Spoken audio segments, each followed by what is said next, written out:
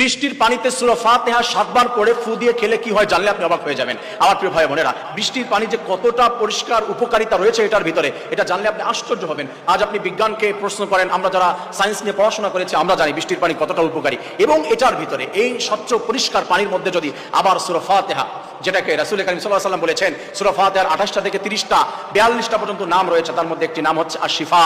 আল্লাহ তাআলাই বলেছেন ওয়া নুনাজ্জিলু মিনাল কুরআনি মা হুয়া শিফা ওয়া রাহমাতুল লিল মুমিনিন। আমি আল্লাহ তাআলা কোরআনকে শিফা বানিয়ে দিয়েছি, স্পেশালি সূরা ফাতিহা। এই সূরা ফাতিহা রব্বুল আলামিন বলেছে তার হাবিবের মাধ্যমে, তাফসীরে বাইজাবিতে এসেছে, কোন জাতির উপরে আল্লাহ গজব দিয়েছে মাথার উপরে চলে এসেছে, একটু পরেই তাদের প্রতি এই গজবটি বর্ষিত হবে। ছোট্ট বাচ্চাও যদি সূরা ফাতিহা পড়ে আসমানের দিকে ইশারা করে, রব্বুল আলামিন এটার মাধ্যমে ওই জাতিকে মুক্তি দান করে দেয়। সুবহানাল্লাহ। আর বৃষ্টির পানি পরিষ্কার পানি, এটার ভিতরে